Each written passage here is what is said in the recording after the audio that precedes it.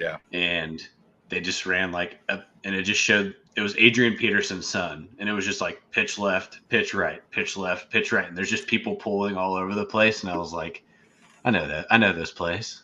Yeah, man. When you have a running back like Eric Shaw, oh my gosh, just get that boy out wide. That's his name. Oh my god, I couldn't think of his name. I kept telling Mary, I was like, I know that his first name was Eric. Yeah, man. And he always constantly bitched. Anytime that he didn't score a touchdown, it was our fault. Yeah, it sounds like a running back. Because he was just so acclimated to us clearing out these 3-person gaps for him that it was little to no effort. And if he got tackled in the backfield, he's like, "Yeah, block." I'm like, we're in the wrong play, buddy. We would put our arms apart. Yeah. It's fucking zone blocking before we even knew what zone blocking was. It's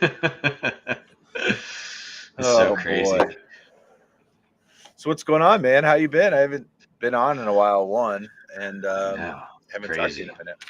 Yeah, dude. Doing good. It's we're getting closer and closer to this baby coming around. We're still in the middle on a name too. We're going to see Shane Gillis on Saturday, right? Okay. And we're gonna go to dinner before, and the agreement is we're gonna get this name picked out at dinner on Saturday. I bet you don't. Yeah, you're right. I mean, the fortunate part for me is that I have this really lovely designated driver all the time. So yeah, I get a few drinks in me. I could agree to a name that I don't agree to, and wake up the next morning and be like, "Oh, I'm so happy we picked this name," and be like, "Whoa, okay." March, March. So right now the due date is March. Fast, man. Yeah. March 16th is the tentative due date. So my birthday is the 13th, and he's big, so probably a little bit before. That's my what my gut says. That's what Mary. Man. More importantly, that's what Mary's gut says. Yeah, she knows the best. Yeah, she's like, this thing needs to get out of here as soon as possible. We need to go. Yeah. How are you doing, buddy? Good. We're doing good. We started basketball with the girls. Yeah, how's that go? Are you coaching? Assisting. Yeah. How's it going, you ask? It's fucking madness. It is crazy.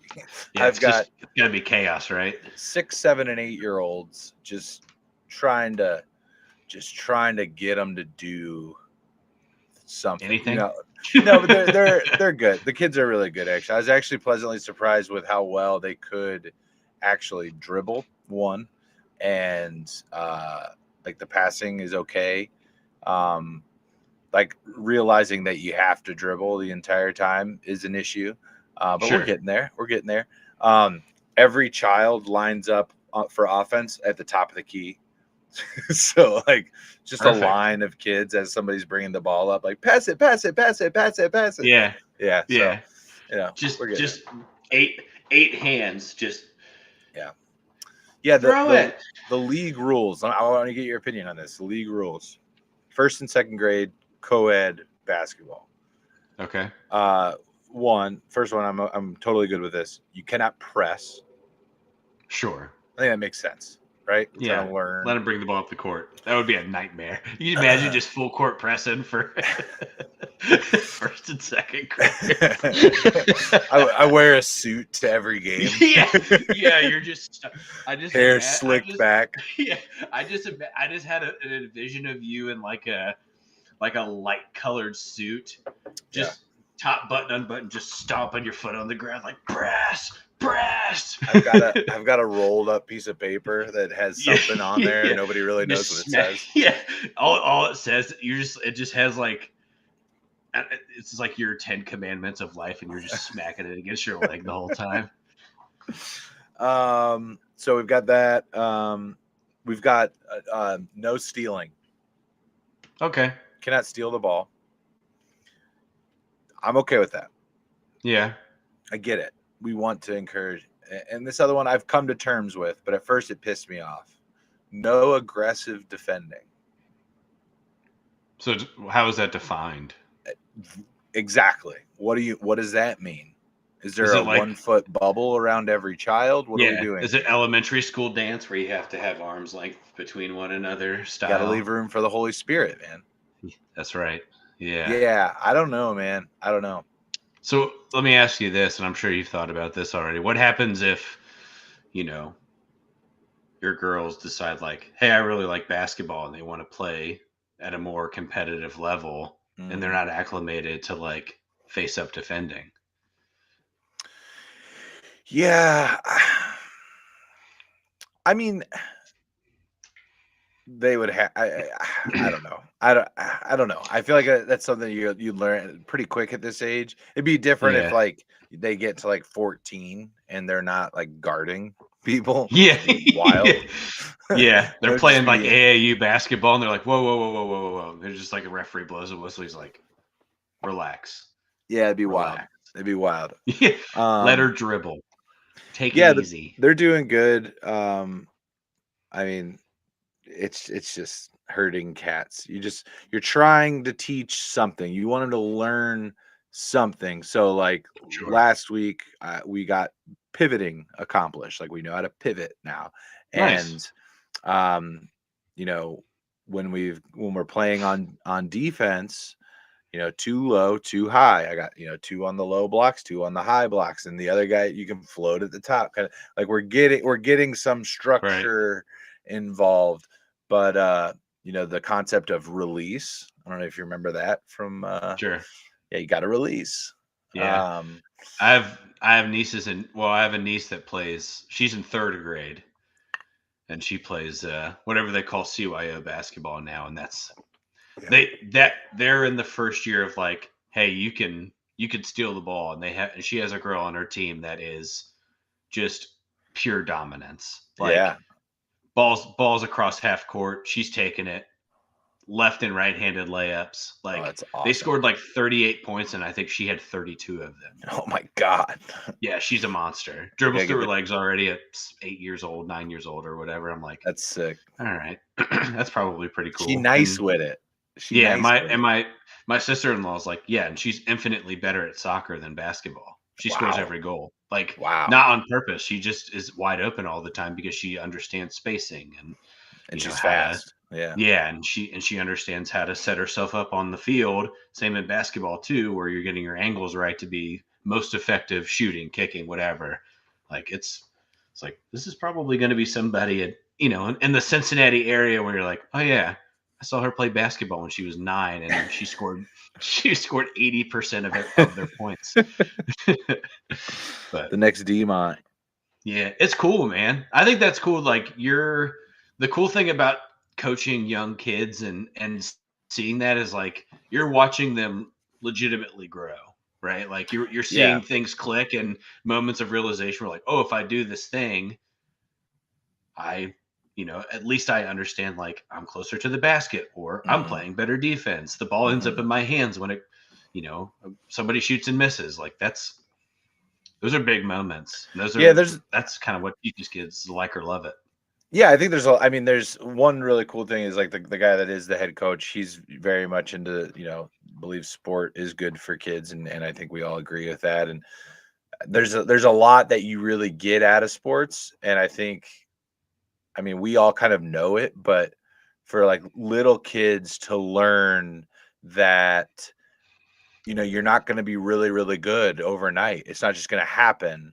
But Sure. if you just get a little bit better every time you go out on the court or every time you touch the field, you just get a little bit better. And if you just keep playing, eventually you are really, really good. And you just got to Right. keep working at it and working at it and working at it. And I mean, competition is huge. Like healthy competition is just so good for somebody. Like, whether it's competing with yourself or somebody else, it's just so healthy. It's so good for you as long as you manage it the right way. And then I think another thing that is really important is it's not always gonna fucking go your way. It's not always gonna Sure. be good. Everything isn't Yeah. always awesome, and then you have to deal with that, and then like still go out and do it, try it again. You know what I mean? So like, Yeah. yeah, I mean, there's just so many good things that all of these kids are really, some of them have played a lot of sports. but like some of them are just getting it for the first time and just kind of Right. like realizing. That's some of the conversations I have with the girls in the car on the way home. It's like, look, like you couldn't do this before practice tonight, and now you can do it. And if Right. we just keep doing it, there's going to be new things you learn every single time. And it's starting to click with them that just keep showing up, just keep showing up, and that's the biggest thing. It's a lot of fun. So, yeah, we got that. Fucking shave the mop. Yeah.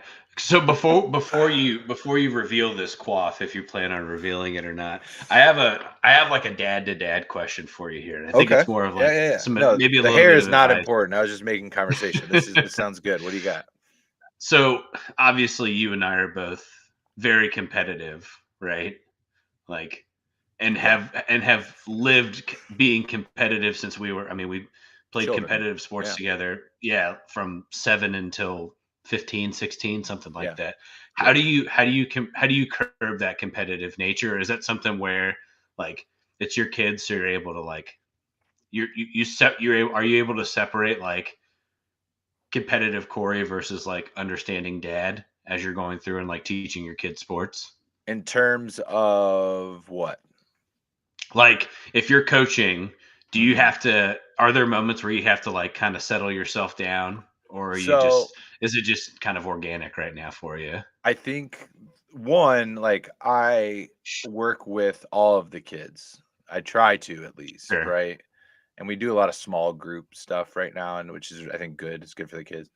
'Cause we have Hmm. like 4 coaches, which is awesome. 4 coaches and Yeah, 10 kids. It's that's perfect. the Like, right thing to do. Yeah. yeah. And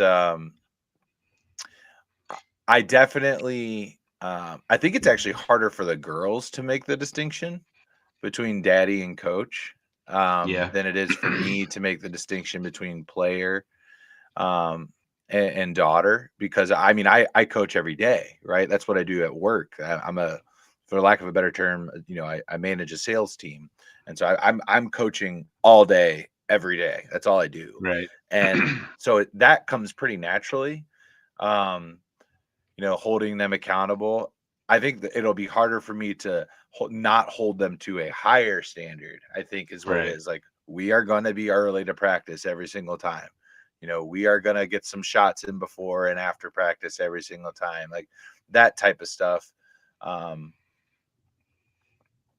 it hasn't really reared. We're very early in this process of me like helping out on the team and with my kids, so there hasn't really been a whole lot of opportunities for me to like rear that part of. But I mean, I do have to catch myself, kind of my eyes at least gravitating towards my kids while they're out on the Sure. court. Like, I gotta watch the team. I gotta watch everybody. Yeah. That is a challenge for sure. It absolutely is. Yeah.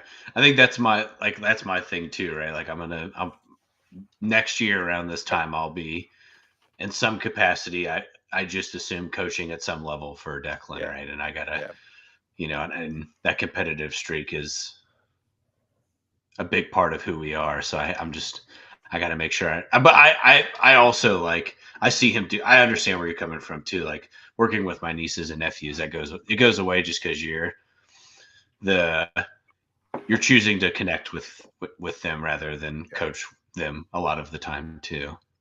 Yeah, and it's fun, man. I mean, everybody, if you get a chance to coach youth sports, do it. It's awesome. Like, the kids are so fun most of the time. Like, this, you got to tell them to be quiet a lot, but whatever. Like, they're having a blast, and Right. they think you're a superhero because you can windmill dunk on an 8-foot rim. Like, it's cool.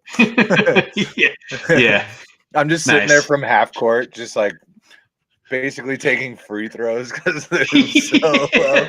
just just Whoa, knocking them Coach Corey's down. Be so like, tall and he can dunk. It's so cool. homie got range. Like, and just Yeah. sitting there, splash, And you splash. yeah, and your girls are on the sideline like, "That's my Not knowing I'm dad's got basically playing beer pong. Like, I'm just like, that." Yeah. You're like, "Yeah, I'm a pro." yeah, yeah, pretty good, That's pretty so good. Are funny. you dry January? Um, no. I'm trying No. to actually, you know what? I don't know if I have had a drink in January now that I think about it. Wow. I don't think so. I don't think I have. Haven't really had the opportunity to be honest with you. It's just been, That'll be over this weekend, I assume. yeah. Oh Yeah, yeah. yeah, Yeah. No, it's just, I'm basic, I'm still new in my job too, so there's a lot of yeah. time commitment that I'm trying to get in now and getting myself to a point right now. So when March comes around, I can just be available, and it's not so stressful. Yeah. So a lot, and that's the that's the deal that Mary and I made before we even moved back. Was like, hey, I'm taking this job. This is a big task. Like, I'm basically starting a company, and you know, it's a new it's a new company in a semi-saturated market. So like, but be gone. A lot of Yeah. time on the road, but um, I haven't even had the opportunity to, now that I think about it. Cincinnati hasn't played in January, and that's been my reason for drinking the last 3 years in January. I'm serious. Like I've taken a lot of time and consideration into trying to cut out bevies during the week. Yeah. Um, Yeah. I was like a come home from work and beer pretty much every day for a long Mm-hmm. time. Mm-hmm. So I'm trying to scale that back a little bit. Yeah. Um, and we're trying to be healthier. You know, during Mary's pregnancy, eat healthier, exercising, all of that stuff, and because we got away from it. When you get a new job, move, start, and then you start the new job as soon as you move, and then it's the holidays right after that. We went to Colorado. In between that, there wasn't a lot of time to consider. Like, man, we should meal prep. It's like, Yeah. no, let's Yeah. just go to Skyline. Yeah. Just grab something quick and easy. Yeah. So, Absolutely. but no, that will 100% change on Saturday. A good friend and former coworker of mine got a promotion, is moving to Boise, Idaho. Oh shit. So yeah, so he's having a going away party Saturday. So I assume we'll have a couple beverages, and that's before the concert. So I'll be nice and lubed up. Yeah, you'll be tuned up and ready to go. Yeah, buddy. I mean, my Saturday is absolutely ludicrous what we have going on, but I've got an out and it's going to be fun. We've got, I'm not doing this first part. My wife, I should say my kid's Saturday is fucking insane. 9 to noon planetarium with the Girl Scouts, noon to 1 basketball, 1 to 4 birthday party. I mean, that's a haul for a couple of Yeah, 6-year-olds. yeah. That's a work day. They're going at it. They're going at it. Yeah. That's for sure. I that evening I'll be having a soiree with a gentleman that I call my friends up here in the greater Detroit area called Manuary. It is a revolt against Galentine's Day, and it is a celebration of manliness, meat, and fine bourbons. That sounds good. It's gonna be awesome. Yeah, it's fun. It was just dudes being dudes. And last year Yeah. we just ate steaks and played N64 and darts till like 2 o'clock in the morning. It was awesome. Yeah, that's great. You can't ask for that's about a perfect Saturday night. Oh yeah, it's pretty swell. All right, should we start talking some football? What do you think? Yeah, I suppose so. I mean, we can before we talk about football, I think we need to talk a little, at least just spend a few minutes on college basketball, right? Like, we have to talk about it All because right. it's been such a whirlwind the last like 3 weekends of the SEC basketball since conference plays started. Mm-hmm. Like, And don't look obviously, now, but unranked Temple is currently up 5 on Memphis. I know, I just looked at that too. Like, you know, you have Kentucky and Florida opening conference play weekend in the SEC, both ranked in the top 10. Yeah. Kentucky beats Florida. Florida comes back on Tuesday and just stomped, uh, demolished Tennessee. Well, they That's have like disgusting. 40 points. It's like 87 to 43 or something like that. It's Yeah, I mean, it ridiculous. was, yeah, I mean, stomped them up and down the floor. Right. So Tennessee now, shot like 25% from the field until they hit like 3 garbage threes at the end of the game. Yeah.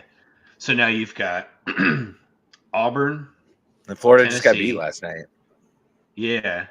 I saw that. So it's Auburn, Tennessee, Alabama, Kentucky, Florida, Texas A&M, Arkansas, Mississippi State, are they ranked? Mississippi State. Well, they were. Kentucky they just lost to Kentucky on Tuesday. Yeah. That was Saturday. Kentucky beat them, I think. Texas. Yeah, I mean, are you trying to think about who is ranked right now? Is that what you're asking? And the SEC, who is ranked? So we've got Auburn at 1, Alabama 4, Florida 5, Tennessee 6, Kentucky 8, A&M 11, Mississippi State 15, Georgia 23, Ole Miss 21. Ole Miss 21. The SEC wild. Is the powerhouse of college basketball, and it's not even fucking close anymore. It's wild. And the crazy part about that whole thing is like that many teams won't get in because they're going to beat up on each other. And people are going to make like they're going to be like, well, look how many how many losses they have. There's no way they should get in when they're just like unequivocally a better team than any like ACC team that's going to get in or something like that. Yeah, they're going to be 19-11 and squeak in at a 9 seed in a soft bracket and make it to the Sweet 16, and people will be like, "Whoa, I didn't expect that at all." And you're like, "Wait, I've been watching this all year. What do you mean?" Texas A&M or Georgia, for example. Georgia's a sneaky team. They beat Kentucky right after Kentucky beat Florida, beat them by double digits, and Georgia shot 60% from the floor that game. Like every possession, 2 to 4 seconds left on the shot clock, they always got their shot. Like Johnny, thanks for coming by, buddy. Talking about college basketball here. It is crazy. It is, man, and like I've found myself to be. I think Mark Pope kind of revived my belief in college basketball again, meaning like a coach that isn't romanticized coaching a challenging program and actually being successful and not, relying on, 8 to 9 freshmen a year and thinking that that's going to be the recipe to success in college basketball, which we've seen now that's not how it works anymore. Veteran leadership is what wins in college basketball at this point. In the transfer portal. Yeah, that's where I'm saying veteran leadership. Like you got to be around for a minute. Like that's Colby's pretty fucking good. Yeah, yeah. But like even looking at like Iowa State hasn't been relevant in college basketball since Jamal Tinsley played on Iowa State, and that was in the late 90s. They've been sniffing around a little bit, but not to the point where you're talking like the last 2 years where you're talking like this is a team that can win a national championship. Yeah. I mean, right now for me, I know the rankings say otherwise. I have a hard time rationalizing how anybody. I think it's Duke right now, man. It's disgusting to say, but they're just. I mean, they got the best player in the world in college basketball, and he's nuts, dude. Cooper Flag's nuts, and it's going to be a lot of fun. College basketball over the last, let's just say 4 years, has rapidly become one of the most competitive, one of the highest quality sports products that exists today.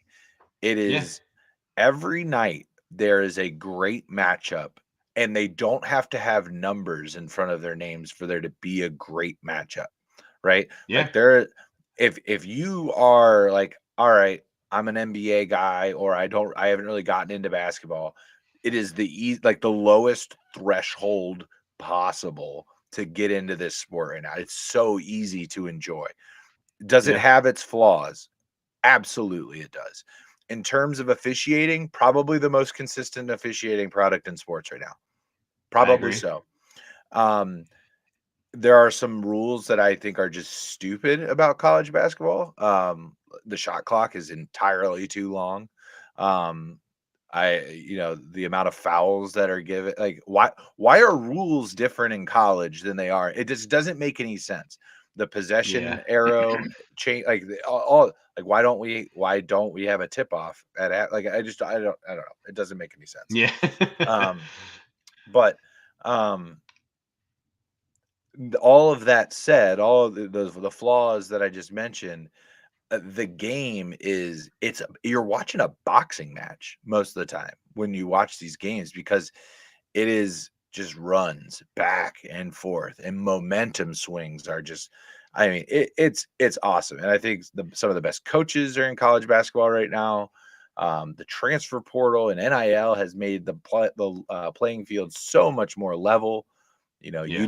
need maybe 9 guys to contribute on a basketball team, and maybe 4 of them need to have NIL deals that are substantial for your team to be really, really good. And it's a lot of fun, man. There's just a lot of really good games basically every weeknight, and definitely every Saturday and Sunday. There's just marquee matchups that you can watch from 11 a.m. apparently now till Yeah. like Yeah. final tips on the West Coast at like 10. Yep. It's fun, man. I think it's become my preferred watch between the NBA and college basketball now. That's something that's changed in the Yeah. last couple of years. Yeah. I watched the Cavs play a week ago, and I was like, this is fine. But Yeah. and then I transitioned to watch like Fresno State and Hawaii play, and it's like Does way more entertaining. It's aggressive. It's I mean there I don't want to be like okay boomer here, but like the load management shit does is contributes to that, right? Like it's yeah, I would say so. I think too. There's just basketball has changed so drastically in from 2012 to today.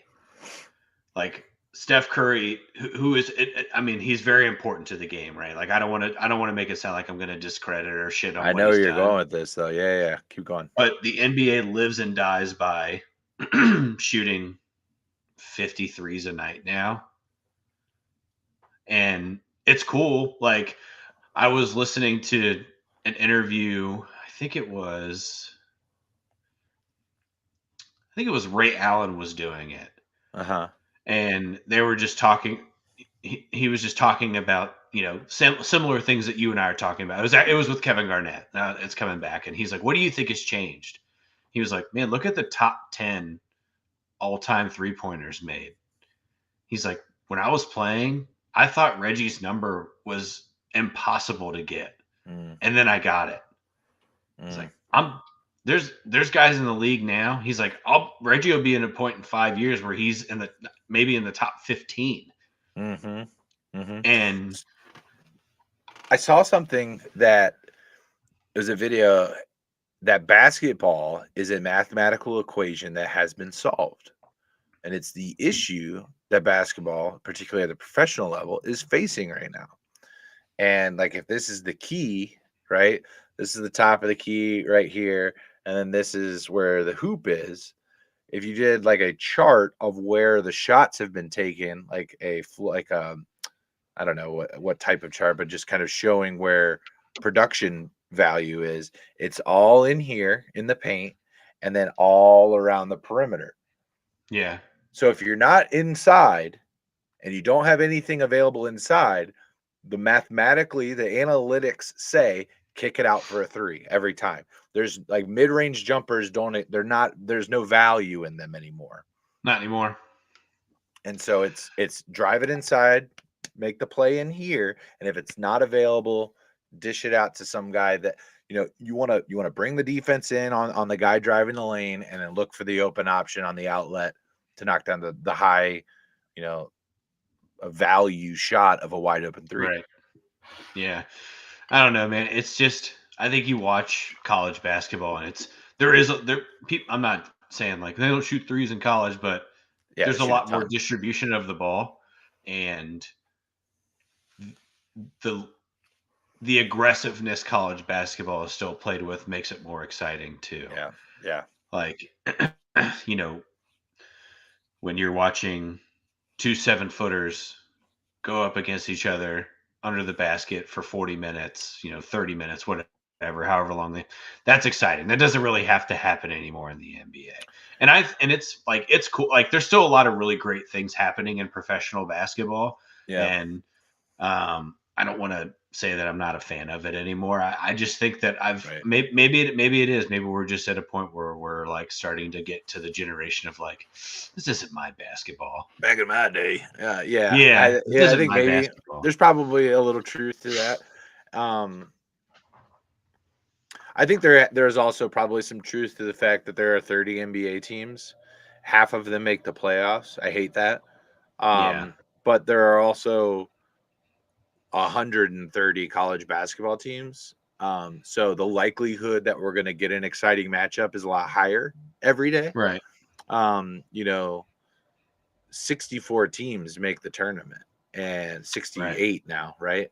So there's a lot of really good basketball teams out there in terms of like where they rank amongst their peers, I guess is the best way to kind of put that. I think I'm shortchanging the amount of D1 college basketball programs. I think there's some there around 250 or something like that. But we're talking about bid-ins too, right? Like you're talking about all these bid-in conferences for lower seeds, and there's a lot of D1 college basketball teams, and so that yields a lot of opportunities for really, really fun games. And and I also think that like NBA players are playing longer these days than they ever have.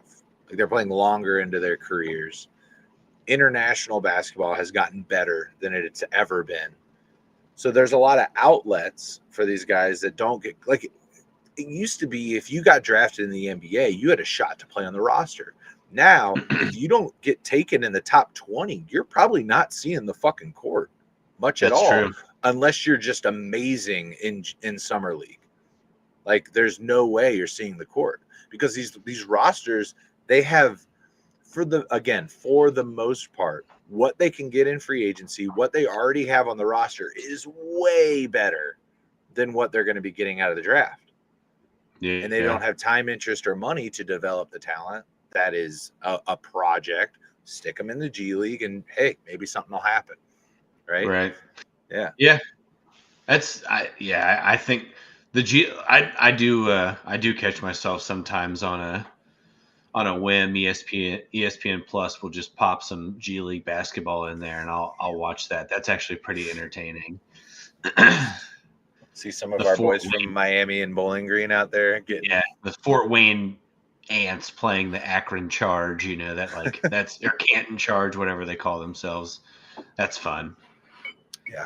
But I think we'd be remiss if we didn't at least touch on college. That's close. No, I'm glad you brought that up. You and I think are Bobby likes college basketball too. That's for sure. He does. He's more. I think he's more NBA. He leans more NBA than we do, though. He doesn't. But he's also not loyal to a program like you and I are. That's true. All right. One more thing before we get to talking about the awesome football that we have ahead of us this weekend. There's a pretty awesome game that's going to be happening on Monday that we won't get to talk about until then. Ohio State, of course, versus Notre Dame. I'm curious on what your feelings are surrounding the matchup that we've been given, the college football playoff as a whole, now that as we reach the climax of the first year 12 teams. Just kind of give me let's start with college football playoff as a whole, and then the teams that we ended up with and how that makes you feel. Yeah, man, I think for a first shot at a bracket of 12, if I'm going to give it a grade, I'll give it like a B. Stack the deck pretty heavily in one bracket and Maybe on the other side, it was just a little bit easier to get in, but that also brought some very good games too. Yeah. Right? Like I think and maybe people are kind of overlooking that because of the challenge that their team had to face to get to the national championship, right? But unfortunately, the Ohio State Oregon game ended up being a total stinker because Ohio State came out and just railroaded them every inch of that stadium. Like that was a nightmare scenario for Oregon. They never stood a chance from snap one. But then to get to play Texas, like there were some good even the Arizona State Texas game, a very strong matchup, that highlighted some guys that for if you're just a casual football fan, you got to see some guys play in that game that like you probably have never heard of. Like obviously Scatabo by that point had gotten a lot of notoriety based on the level that he played in the oh my god, Big 12 championship game. Yep. But like Arizona State's probably the best story of college football this year as a whole, to be, coming fresh off of sanctions, basically an entire new program with a very young coach, starting off 2-4 or whatever, 2-3, however they started, and then making it to the college football playoffs. Last team to beat them before Texas, by the way, was UC, believe it or not, which is crazy because UC's season, that was when they beat Arizona State, they were at 5-1, and they did not make a bowl game. So you kind of do the math there. Yeah. But I think for what we got, there's some good learning points from this. The decision making for the college football playoff isn't perfect. Yeah. Boise State deserved to be there because they're undefeated and they had one of the most exciting players in college football. I don't want to discredit that. But maybe they had one loss. They lost to Oregon. Yeah, to Oregon. That's right. By 3 in the beginning of the year. Yep. On like a last possession field goal. But then you look at a team kind of like SMU, and you're like, and maybe Indiana, and you're like, all right, well, we could have probably done a little bit better. But then the next man up is Alabama, and then they go lay a goose egg against Michigan, right? Yeah. So then you go to Ole Miss, and Ole Miss, Jackson Dart played one of the best college football games of the season in their bowl game. So maybe you missed out on something there. But what Ole Miss plays Penn State, and Jackson Dart gets demolished because of how aggressive Penn State is, and there's no, stopping a guy like Abdul Carter 40 times is. I will make a argument that a team that could have replaced Indiana that would have been a better game, South Carolina. Yeah, they're another one that kind of got snubbed. Yeah. Just you're talking like pace of football too, right? Like it would have Notre Dame, South Carolina would have been an epic football game. Yeah, it would have been a lot more. There would have been a lot better highlight moments in that game. A lot of pops. Because that's what Sellers is. Lenore Sellers is a big like boom bust guy, and he makes some really incredible plays and then makes some really incredible mistakes. But you're right, that's probably a better game there. But I think as a whole, for a first go for 12, I think they did a good job.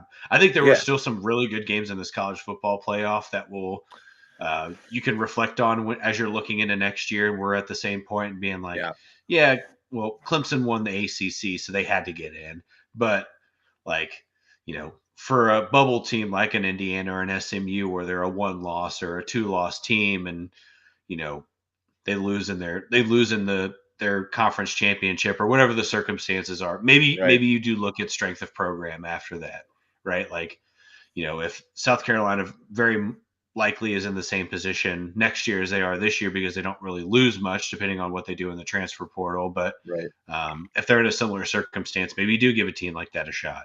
But it's plug and play for, I think, 3 years of this. And I think overall, like you said, I think overall did it pretty good.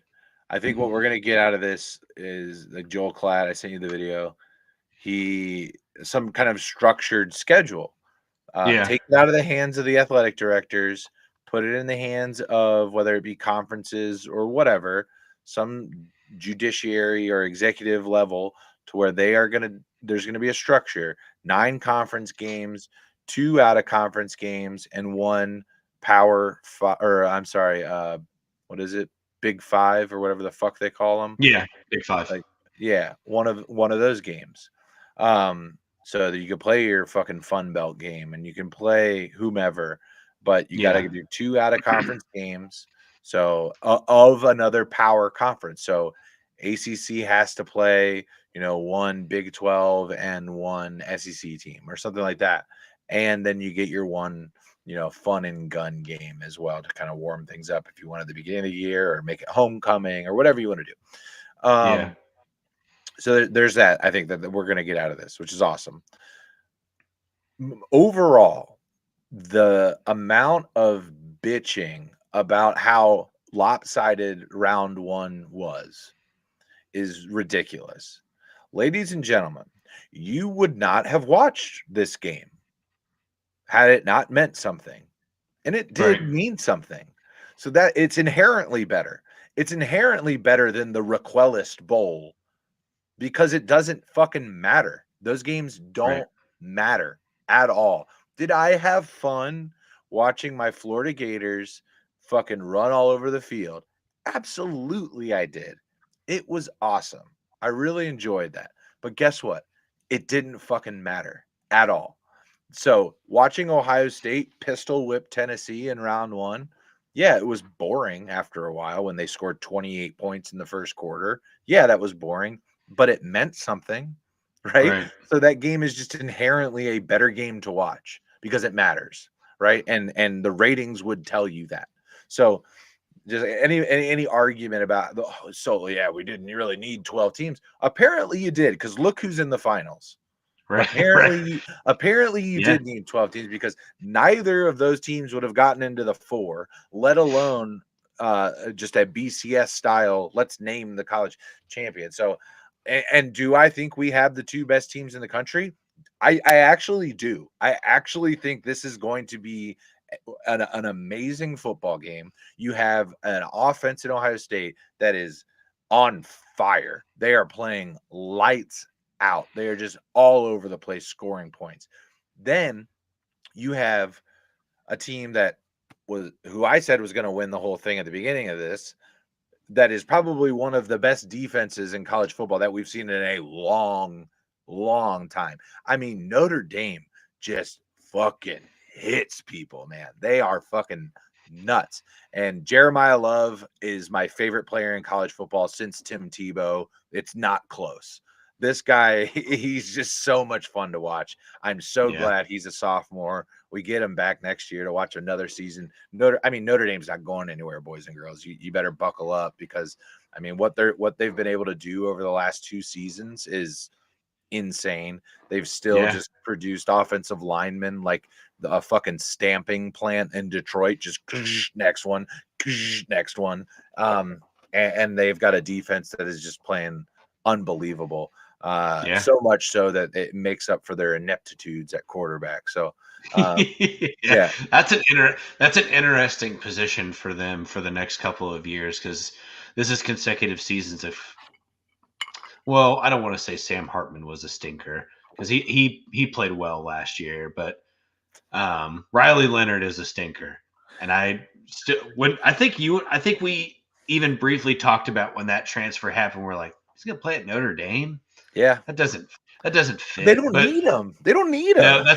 that's exactly where I was getting to. Like when you can run the ball the way that they do, it's not the passing is an outlet in that offense Yeah, because of Jeremiah Love. yeah. Yeah, he's They're a poor man's Georgia with a better defense at this point. yeah, yeah, that's fair. That's a defensive coordinator too that very likely for us is going to be That would be uh amazing.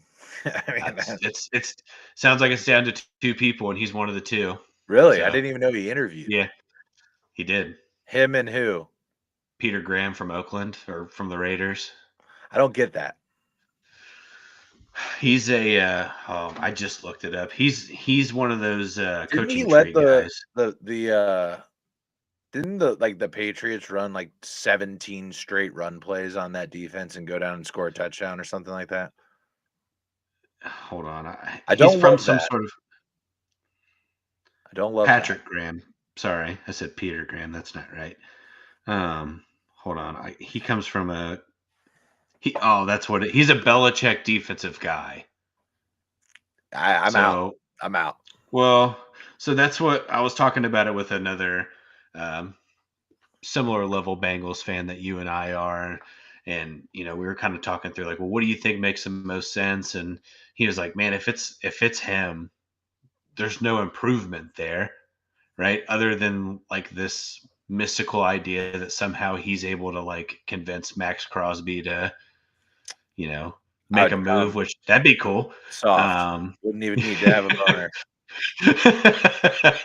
But that doesn't improve. And I Oh, guess that'd be I so did a sick. little bit I did a little bit more of a dive into like maybe the why for a guy like Patrick Graham, and a lot of kind of what leads to him is that he runs a much simpler defense, Okay. whereas Lou Anarumo runs a very complex defense with a lot of changing of the levels and Yeah, yeah, yeah, yeah. read changes and stuff. And that was where that really hurt.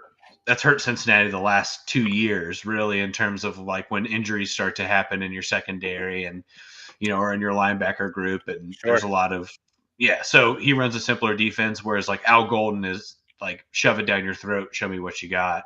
And there's guys within the Bengals organization that fit that mold, Yeah. and you can make the moves to make it better too. So, um, but if we're getting back to the national championship game, um, Who you got? this is going to be um, the biggest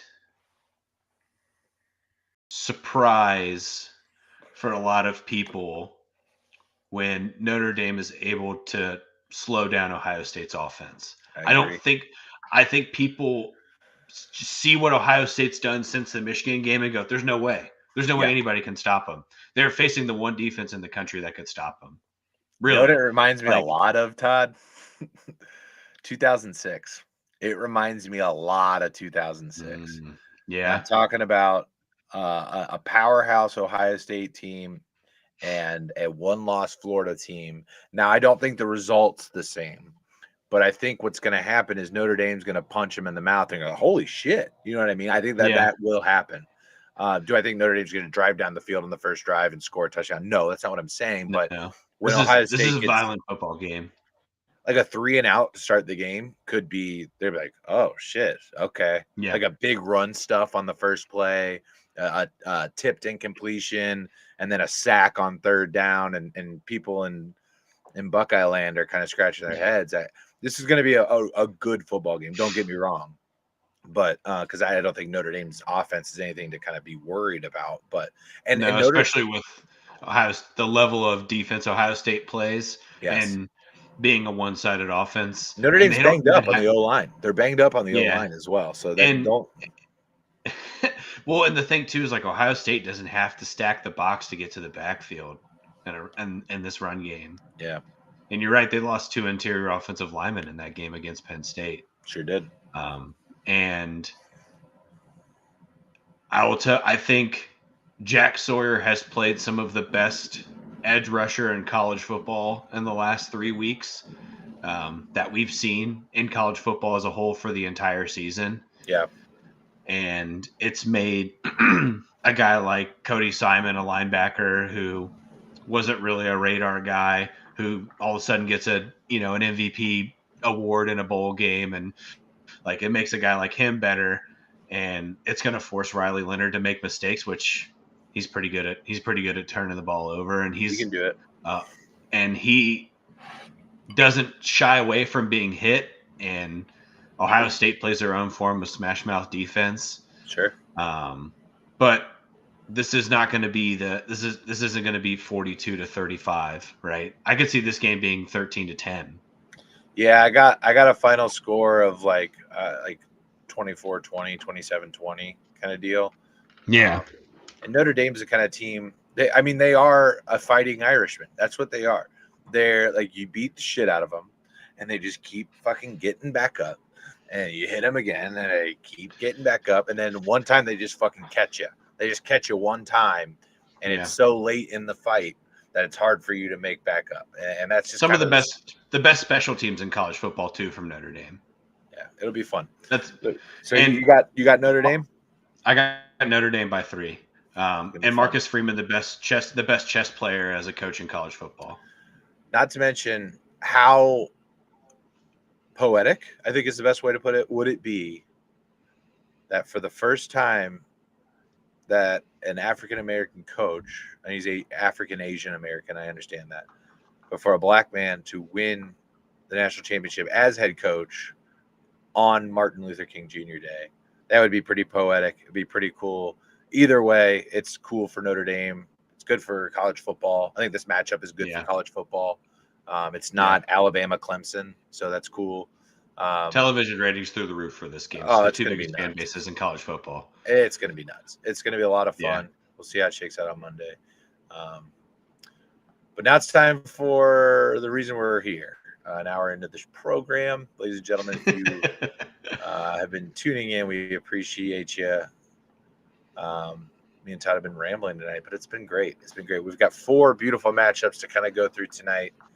We're going to go in order for everybody, and I think that is the best way to do it, because I think the games just keep getting better throughout the week as we go. First, Saturday, 4:30 p.m. Eastern Time in Arrowhead Stadium. You've got C.J. Stroud and a questionable Joe Mixon heading into Kansas City to take on Patrick Mahomes' new daddy, Patrick Mahomes, and the Kansas City Chiefs. And I think this can be sneaky, Todd. I think this can be sneaky. I don't have a whole lot of faith in Houston, but tell me why Houston might be able to catch KC here. Turnovers, buddy. Turnovers. Yeah, that's the key to Houston winning this football game. Houston's secondary, Houston's defense as a whole is tough. Like, to the core, Danielle Hunter and Will Anderson are, I think you got to start talking about as the best, maybe the best pair of edge rushers in football as a cohesive unit. Created 5 turnovers against the Chargers. Yeah. And they one of the 2 of them attributed to all 5 of them, whether it's pressure on the quarterback, out of the pocket, whatever the circumstances are, they were a part of that. That's the only way they beat Kansas City is turnovers. Most interceptions for Pat Mahomes since his second year as being a starting quarterback this year. Most fumbles from their backfield in several years. I don't remember the exact year. Most fumbles out of their backfield. They're banged up as a wide receiver group still. I think the big thing I think we're both taking Kansas City here. I don't know that we got to go into this a whole lot. It's Patrick Mahomes in January. It's going to be tough for us not to go with that. Eddie Von Allman liking the stream. What's up, Eddie? It's tough not to go with Mahomes here, but the big thing for me, the big thing that I want to see out of Patrick Mahomes is the excuse all year is that Patrick Mahomes he's LeBroning you right now, right? It doesn't matter until you get to the playoffs.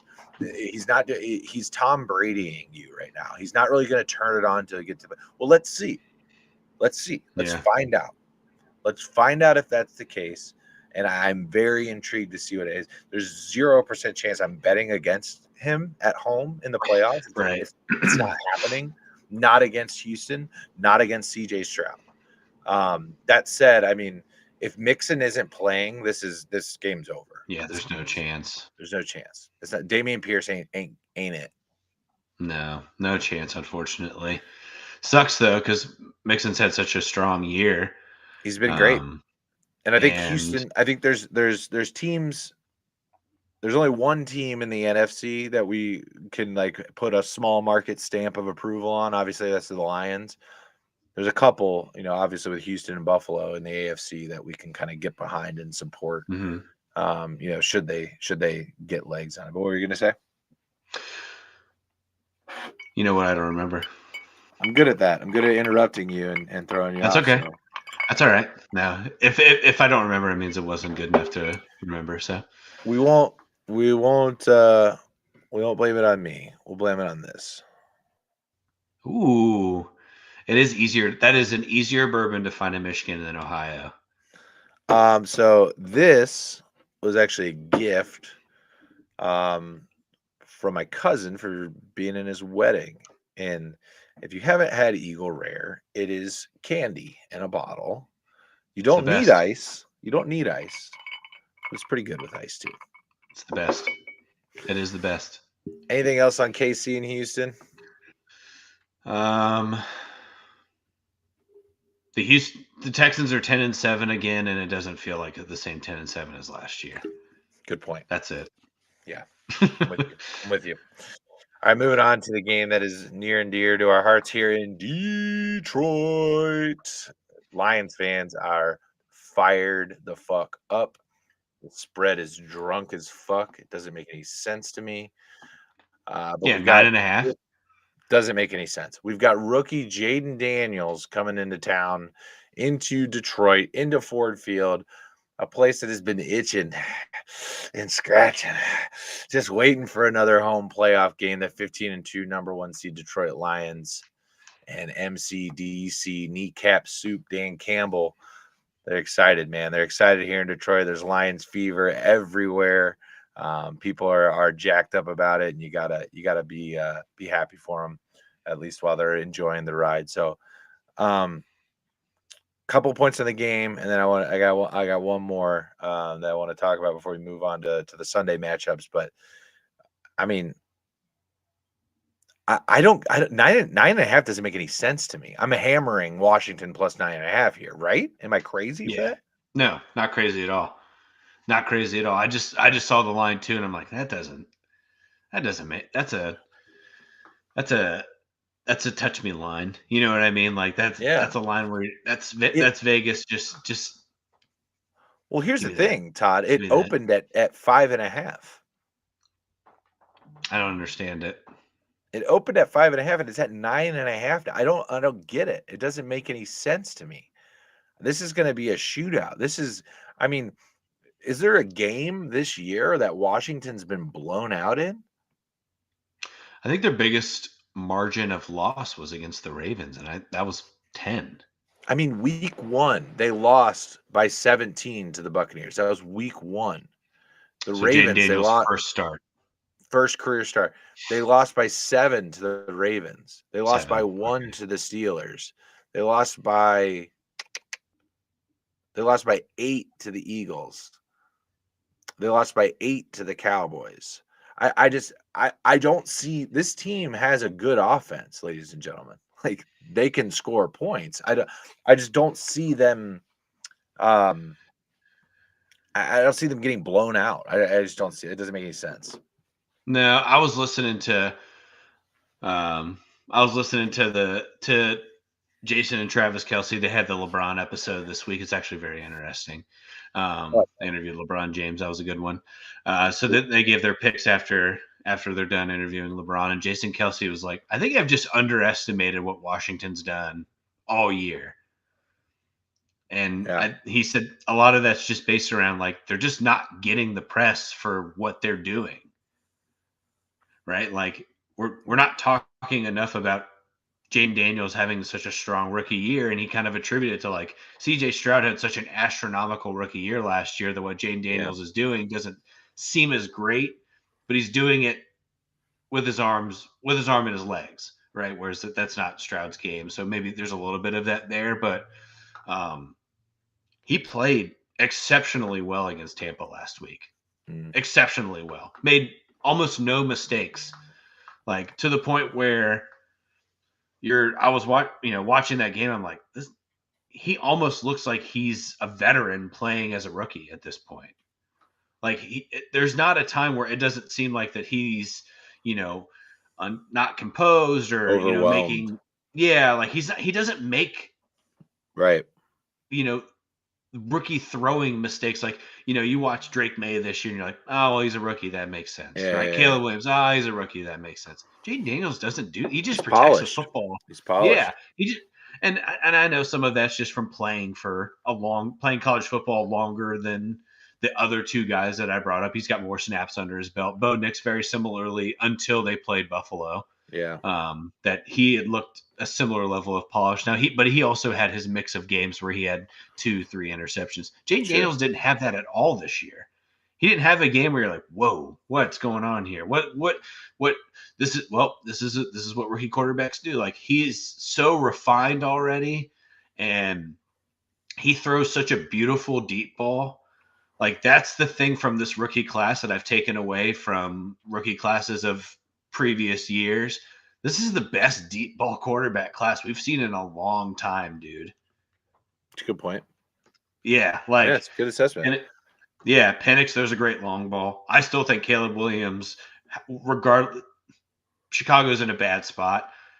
I think Caleb Williams might be a top 3 deep ball thrower in the NFL. Wow. And like Bo Nix, there's a beautiful long ball. Jaden Daniels, Drake May, like these guys all have that possession. But the thing that separates Jaden Daniels from the rest is that he has the ability to control the clock and manage the game, whereas the other guys don't have that skill set. Yeah.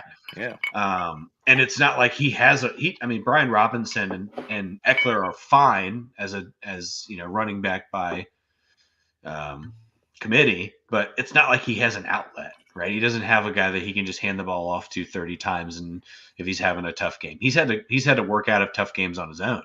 Mm-hmm.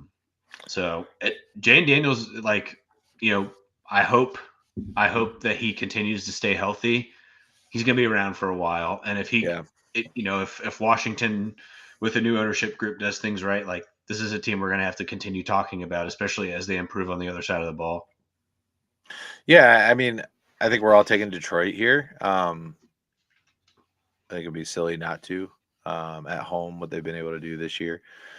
Jahmyr Gibbs by himself too has been one of the exceeded all of my expectations. Yeah, I had him as RB1 coming out over Robinson, but I he's just fun, man. He's a lot of fun to watch, and the revitalization and proper utilization of David Montgomery is awesome. As a Cincinnati kid, you like rooting for him for sure. Jared Goff, hard not to root for Jared Goff. Castaway, Island of Misfit Toys, and Dan Campbell is just awesome. He is a leader of men. It's fantastic. The point here's what I'm getting at. This is the thing I wanted to mention before we moved on from this game. Message to Lions fans. Love you. Married to one of you. You have to do it this year. You have to win it this year. If you don't, let me just throw that. If you don't win it all this year, this season has and will be wasted. Yeah. There's no other way to describe it. There's no other way to describe it. You will have wasted the best season of your franchise if you don't win a Super Bowl this year. There's no flowers for a regular season victory, like being the best regular season team. There's no trophy for that. The only thing you get is a worse draft pick if you don't win the Super Bowl.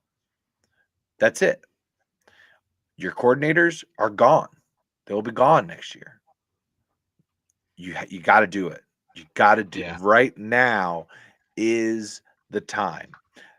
Not only that, apart from that, even if you don't win the Super Bowl, Lions fans, part of your part of your cuteness, I'll call it, part of your lovableness is going to start going away. It's going to start going away. You want that, though. You want that. That comes with being good. That comes with winning.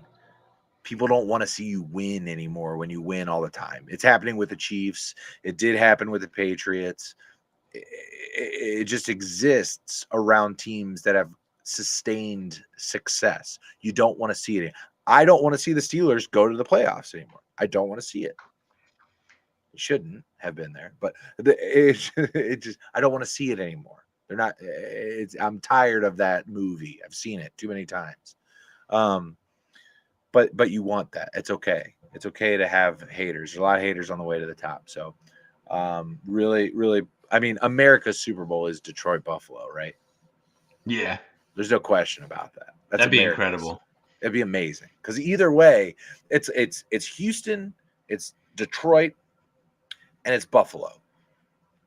3 teams that have never done it. I don't want Houston because they have existed for less time than my favorite team, and I hate that. Right. Right. That's dirty. I would, and Buffalo and Detroit, either way, a good result. I want Detroit, obviously. I want to, my wife to experience that joy. A lot of my friends to experience that joy and everything that would mean. I think that would be cool. But I think those are the 3 rally towel teams for sure, right? If it can't be Buffalo in the AFC, we want it to be Houston, right? Yeah, for sure. Yeah. Anything else? You're taking Detroit, I assume, Todd? I don't want to speak for you there, but yeah. Nope, I got the Lions here. Hammer that plus 9.5 if you're. You should just do it. That was a stiff one. All right. I mean, that in the words of Theo Vaughn, man, that's the kind of shit you use to take paint off the side of a boat, brother. I mean,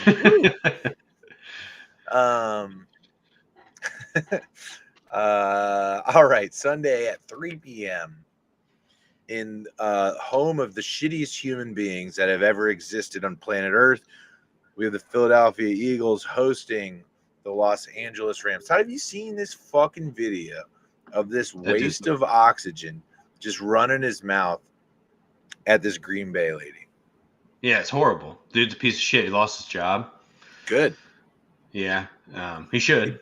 He's banned from Eagles games for forever. Good on you, Eagles. Good on you, Eagles. If you haven't seen it, there's a video going around of this guy berating this woman, and I would assume her husband, who were really excited to go watch the Packers go play in Philadelphia. They're big Packers fans. He's calling her a "see you next Tuesday." A bunch of profanities, and what are you gonna fucking do? First of all, good on the guy here. He did the right thing not doing it. I would be in jail. Yeah, me too. I saw that video and Mary said something. She's like, "What do you think?" I said, "I'd be in jail. I would have ripped his head off of his neck." Is there a little bit of something there? Put the phone down and just fucking stomp this dude. Shouldn't he have done that though? That's what. So you already said he did the right thing. Yeah. But he did the right thing to make sure that guy was punished to the full extent. Yes. You and I would have done the right thing by protecting our spouse. That's not the wrong thing to do. It's just the right way for him isn't the right way for us. Because that's Mary's like, what would happen? I said, his head's off his neck. I'm in handcuffs. People are probably cheering for me though. Multiple levels of concrete. I am rapidly trying to eliminate his ability to breathe on his own. Dude, I would have lost my shit because I absolutely would have been 17 beers deep. And if a dude just I just see black and just go. Yep. Yeah. I know I'm gonna get jumped. There's gonna be 6 other dudes that are gonna absolutely break my ribs and mess me up. But this one guy, I got him. Yeah, man. That would have been tough. That would have been tough to go through. And that's why I am not taking my daughters to an NFL game for a while. Yeah, it's too much. It's too much. There's too many There's too many of the incorrect people that go to professional football games. Oh, Todd, you mean white trash? Sure. But playing Philadelphia it's the worst of Philadelphia sports fans are the worst of the worst. There is no. It's never a brother though. It's never. It's always a shitty dressed white dude. It's white Delco boys. That's what it is, dude. It's just fucking boys from fucking Cleves just getting. Oh, and you could see, and you could like visibly see how frustrated his wife was standing next to him, trying to get him to stop, and everything that's happening to him should happen to him. Yeah, like internet won like again. Yeah, it was just good. Like this had a good outcome, and it's one of those times too where you look on social media and there's not really any. There's no the percentage of people are like, this is too, he's all right. That's very very very very low. Yeah, every person's like, about? Yeah, every person, every dude's comment is like, I would have killed him. I would have killed him. I would have killed him. So me and my dad do a thing where obviously we didn't do it this year because of the baby, but like we go to a road game, a road Bengals game, and like more often than not, like I would say 95% of the people I engage with of opposing fans are awesome. Yep. Are awesome. But it just takes one. It just takes one to really just ruin an experience. But it is just for a moment, right? At the end of the day, it's the result of the game and like what you do before and after and all that stuff. But like, I don't know. So have you is there a specific sport where you've traveled to a lot of different like stadiums or like seen a lot of road games? Like, is it baseball or college basketball or something like that? Or? So I think in my lifetime, what I've done is I've tried to pick people from sports teams that I want to see play and see them play in Cincinnati or wherever I'm at. Right. Okay. So like I have my worst interaction with someone was a Phillies fan at a Reds game. They were playing. It was Bryce Harper's first year in Philadelphia. So I had never seen Bryce Harper play before. Like, I'm going to go see this guy at that point in time. You know, like this guy could be in Cooperstown. So I should should probably go watch him at least once. Yeah. And the whole time, and it was like bum seats. Like we didn't pay a lot of money to go watch. I just wanted to go watch the game, have a couple beers, hang out. Yeah. And the whole time, this dude's chirping specifically at me because I'm wearing a green Johnny Bench jersey, right?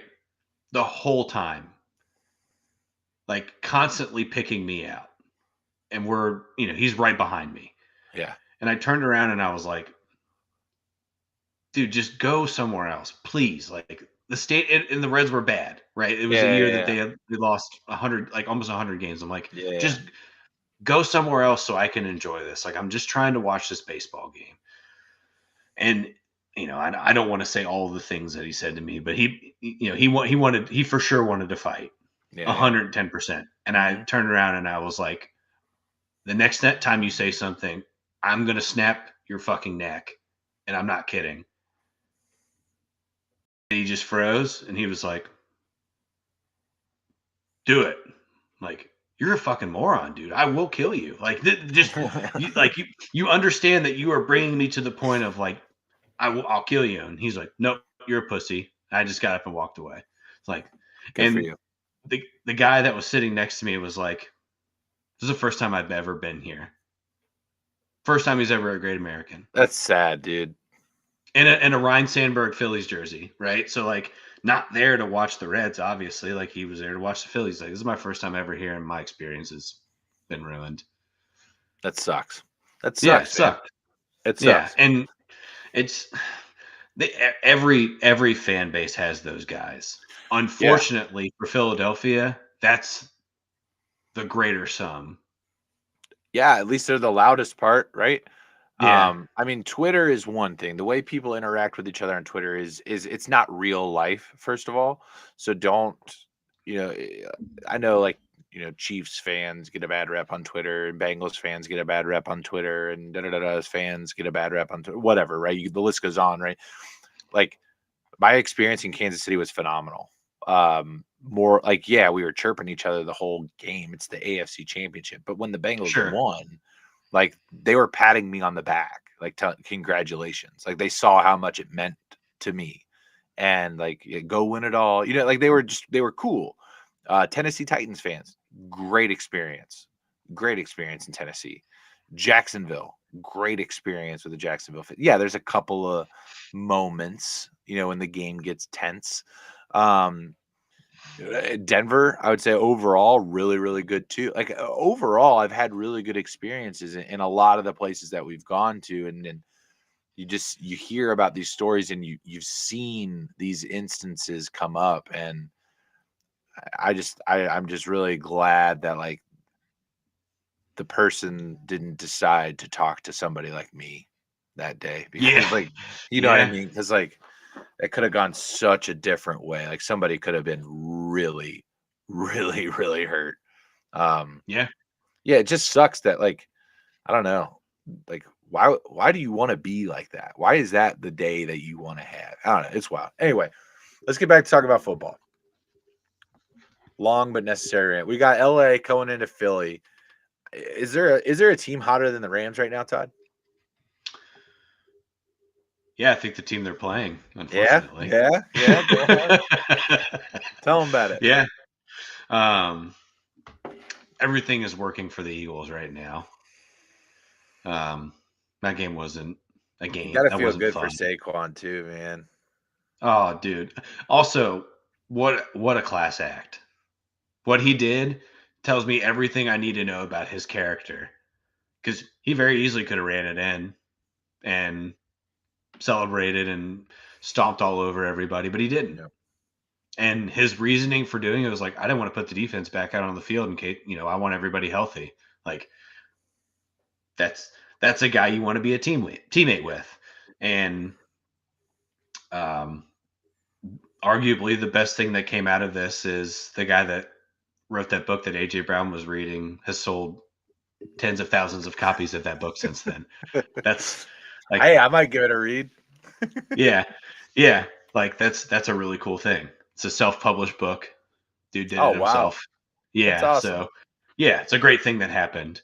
Feel good. Yeah, but the Quinyon Mitchell, like low key, has turned into just a fucking stud. Like to have to have a nickname as strong as Guantanamo Bay, if you will, and his ability to just lock down, and he's going to get tested. I think this is a good test for him as a rookie because you're facing probably the most aggressive receiver in football in Puka. I think he's the most physical receiver that plays right now consistently. And he's going to give him a run for his money. And Zach Bond has been the best linebacker in football this year, and it's not even fucking close. And by the way, their interior defensive line is terrifying, and the Rams' offensive line is not does not meet the level of what Philadelphia runs defensively. And I think the good thing too that comes out of this for Philadelphia is that this is giving Kellen Moore an opportunity to be a head coach next year, which I think is what he deserves. He deserved it a couple of years ago coming out of Dallas. He's on his way back. Yeah, very likely. And I don't know, man. Like, I'm really happy that Philadelphia is making. I like the Eagles roster, and I like the pieces of the Eagles, and them winning this game and playing Detroit is best case scenario for the NFC and for football, really, right? Because you get they're actually going to play. They're very, very likely going to play each other. Yeah, I'm with you. I think the Rams are going to hang in here, though. I look for them to come. I think this is a close game. I really, really do. Yeah. Well, they don't play bad in the playoffs. Well, I mean, they've just been playing really good football as of late, and they held up really good. I mean, they're banged up on the line, but like they did a really good job. I mean, they just pistol whipped Minnesota. It wasn't even a close game. Yeah, Jared Verse also at this point basically is a lock for defensive rookie of the year. Has put together a very strong rookie season. Sean McVay and his staff and the Rams front office continues just to fucking pick talent out and make it work. And don't write off the importance of that. I think when you talk about McVay versus Sirianni, the head coaching gap is wide here. Like it's pretty significant. Pretty significant difference. And how they handle themselves and adversity is just they're completely different things. You know what I mean? And Sirianni has lost. Like I didn't have a whole lot of respect for him coming into the season. He's lost even more of the respect that I had for him. But he's perfect for Philly. He's perfect. For Philly. I was just gonna say he's the only place he works as an NFL head coach is Philadelphia because it's the only place where you can talk shit. Yeah, where you can talk shit to your fan base and people are just like, "That's my guy, doing his stuff, talking shit. I love that guy." Yeah. So I think we're all taking the Eagles. They win every football game, and the fan base still isn't satisfied with what he does. I don't understand. I don't understand it. 14-3, not good enough for Eagles fans.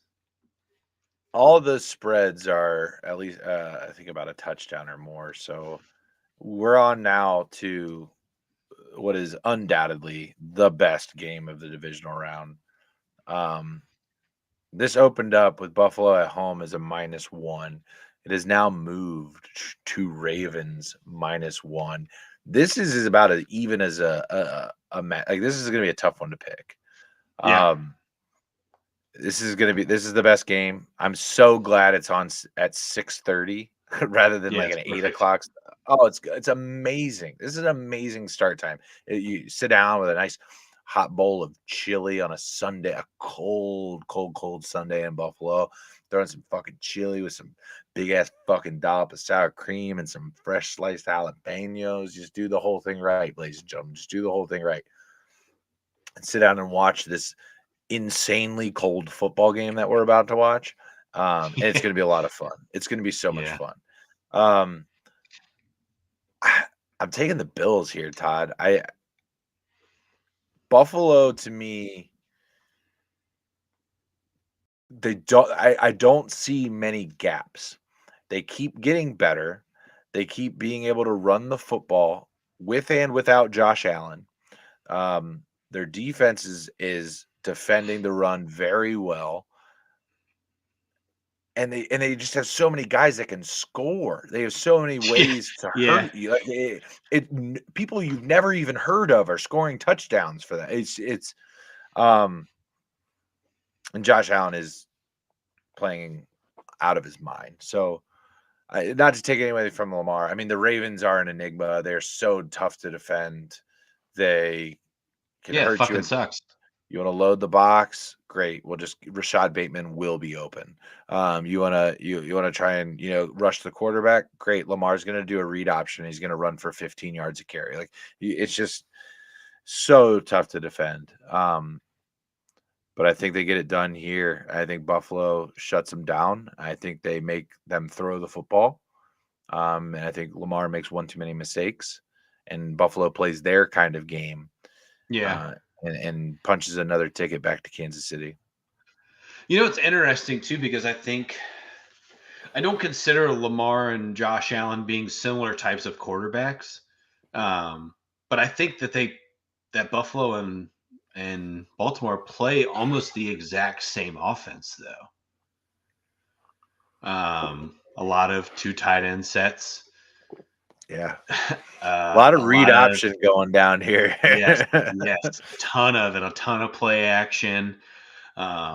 This is going to be smash mouth football at its finest. Yeah. That's what makes this game great. There's going to be a ton of big hits. There's going to be at least 3 unnecessary roughness penalties in this game. This is like, all of them on Roquan Smith. Yeah, but this to me this feels like not almost like football we grew up on this matchup. Yeah. You know what I mean? I think that's what makes it the most exciting for me is like this is what we saw growing up, and this was our expectation of football. And again, the game is totally different now, and I understand why. And there's and I'm happy that it is because we have the best quarterback in football that we get to watch every Sunday, and I'm thankful for that. Yeah. But it's going to be really fun to watch two teams just fucking duke it out and score a lot of points. That's what I'm excited for because I think there will be a lot of points in this game. Who you got? I got Buffalo by 7. Wow. Okay. I All got right. So Buffalo and a touchdown. I got two things before we wrap it up for the night, Todd. First of all, have you heard the Ravens conspiracy theory? Have you heard this? Mm-mm. So the Ravens won the Super Bowl 24 years ago with Trent Dilfer scoring 27 points. And Trent Dilfer is 28 years old.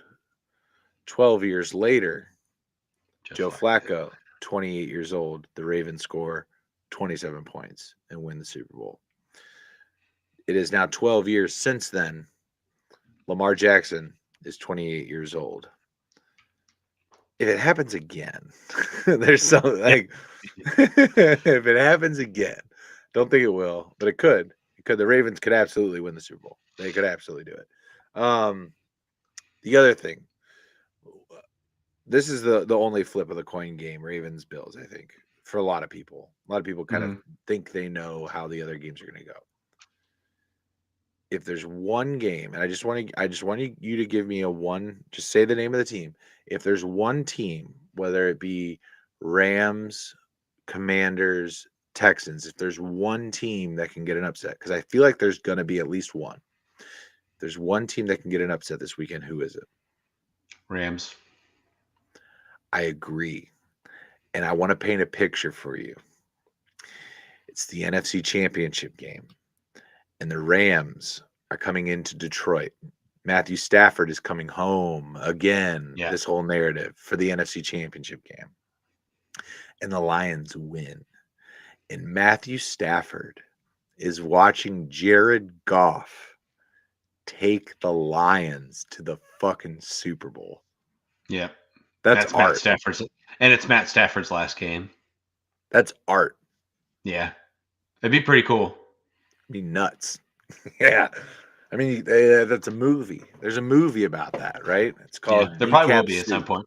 Yeah. Somebody in the next 10 years will make a movie about Dan Campbell, from becoming head coach to Detroit to this year, and I can't wait. Okay, let's. Who's playing him? Yeah, who plays Dan Campbell in a remake?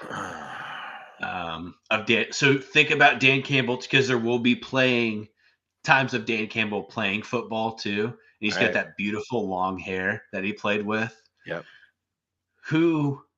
What actor fits the Dan Campbell mold?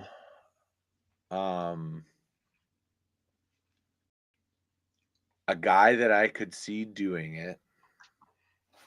Hold on. Why am I blanking on his name? I'd see his face. He's been in dramas, he's been in comedies. Holy shit. Hold on. Oh, I got him right here. This is gonna be a little weird, but he's got the body. He's a good enough actor to do all of the parts. You could age him to make him look a little bit older. I think that's what you would have to do to make it work. Channing Tatum. Ooh, interesting. Have you seen him in Foxcatcher? Yeah. He can do the dramatic stuff. He can do that. Yeah. And he's a good athlete. He's a good athlete. Former college football player. He's a good actor in general. Yeah. Who did you have? It's gonna sound a little goofy, but I think that Austin Butler. Are you familiar with him? Yeah, Elvis. Yeah. Yeah.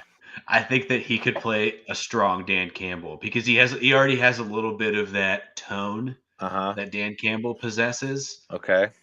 And you just throw a goatee on him, and he's very clearly he is a method actor, right? Like he encompassed everything that was Elvis in that film. Sure. I just imagine Austin Butler for 6 to 8 months just hits the weight room and turns into an NFL tight end, because Dan Campbell looks like he could still play tight end today. Yeah, he's insane. And like just going through that, and I just imagine the speech in the first episode of Hard Knocks being the beginning of the movie. Yeah, man. Yeah. Yeah, man. All right, man. Listen here, man. All right. I fucking care about you guys. You guys are all I think about. Yeah. Oh, man. Yeah. And Kevin Hart plays Aaron Glenn. I can't wait for the book. I can't wait for the Dan Campbell book, man. Because I know he's crazy, but not too crazy. Like he's not though. Like, he's relatable. He's crazy, but he's relatable. I think the biggest thing, and like it's made me at least aspire to be better in my leadership role at work. Like he just cares. Yeah. Like he genuinely just wants everyone to be at their best and expects them to, right? There's an aspect of that. Like he's not your buddy, he's your coach, but he just wants to win.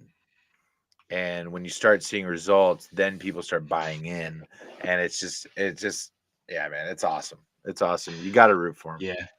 All right, so I got one more thing. Okay. All right. What you got? Give me a couple of locks of who you think head coaching vacancies. Give me a couple of locks for coaches to new locations. Okay. Kellen Moore to Cowboys. I got that one. Okay.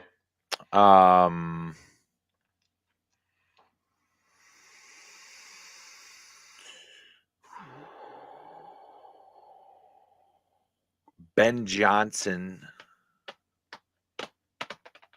Excuse me. Aaron Glenn to Chicago. Ooh, interesting. I don't know. for the record, I have not kept track on interviews. So I don't know.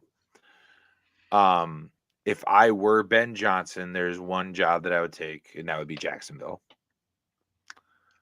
Has he interviewed there? He has. That one makes a lot of sense to me. Did you know Trevor Lawrence is 25 years old? Yeah, it's crazy. That is crazy to me. It feels like he's 34. Like, yeah, he's so young. He got drafted at 20. He turned 21 during the preseason for Jacksonville. You cannot write him off yet, for the record. You cannot write him off yet. Yeah. There's no way. He's 25, dude. That's crazy. That's crazy. That's who I would want. If I was like, you're going to give me the greatest quarterback prospect ever? Okay. What other vacancies do we have? I got San Francisco. No. They got a DC. Robert Saleh is going to be there. DC. Oakland. I got Oakland still. Yep. And Robert Saleh's interviewing there. That's not. I mean, he is. That would be a perfect fit. That's exactly who they want. New Orleans is still open. New Orleans is open.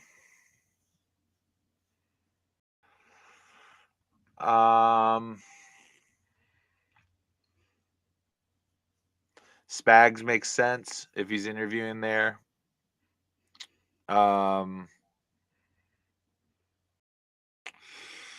Who's interviewing in New Orleans? So I think the irony of all of this is that they keep talking about like Clint Kubiak.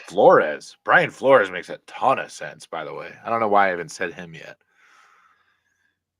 Okay. So I think Brian Flores very likely becomes the next head coach of the Jets. Okay. That makes sense there too. I mean, they got a great defense. Yeah, that makes sense. Yeah. So for Jacksonville, though, I bet. So we're you and I are on the same page for what type of coach goes to Jacksonville. I think it's going to be Liam Cohen, the offensive coordinator from Tampa Bay. Okay, interesting. Young coach, super successful quarterback coach across college and the NFL. McVay tree. I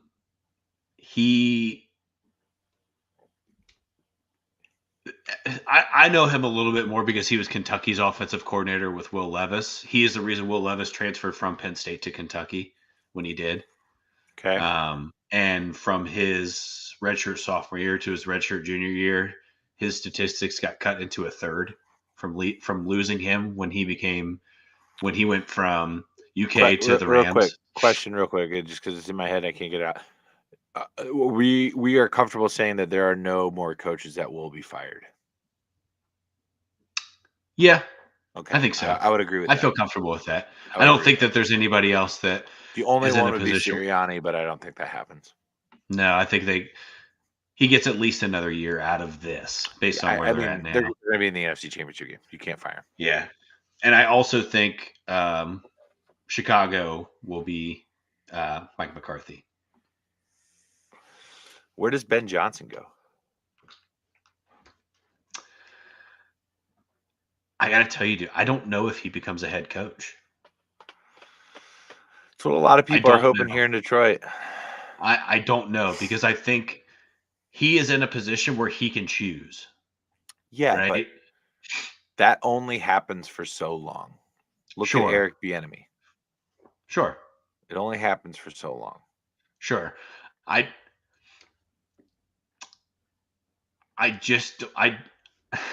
For some reason in my head, I just think Ben Johnson the Giants are gonna suck and they're gonna fire Dable, and that's where he's gonna end up after next year.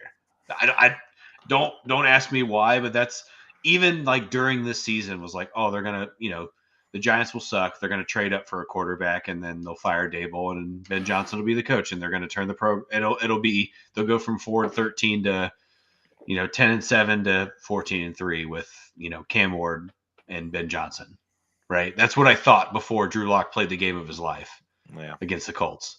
That's really where I thought was going to happen. I thought that Dable would end up getting fired, and somehow him and the GM still get to. He's got one more year. More year. I think Aaron Glenn will my gut tells me, I don't know. Like, I could see he's interviewed with New Orleans. I could see him going to New Orleans. Yeah. And getting basically just clear, and like they're going to be full rebuild mode. They have so much fucking negative cap. They have to start over. It's crazy. Like, that's a good guy to start over with. I just, Ben Johnson's the best candidate of all of, if you're looking for a young offensive mind, but I could see Cliff Kingsbury getting a head coaching job this year and Ben Johnson not getting one. That's kind of where I'm at right now. Wild. And I thought very similarly, like Dan Quinn going to the Commanders, right? I was like, that wasn't on anybody's radar. Right. And I feel like, Ben Johnson was the best. Cliff out in Chicago? Maybe. I just think that for some reason in my head, like, first of all, Jerry Jones is the biggest piece of shit. Like, not letting him interview and then not continuing with him as head coach is like the ultimate fuck you to Mike McCarthy, which that doesn't hurt my feelings at all for him. But Kellen Moore makes so much sense in Dallas. He does. He's been there. He was successful with Dak there. Kellen Moore is a great quarterback coach.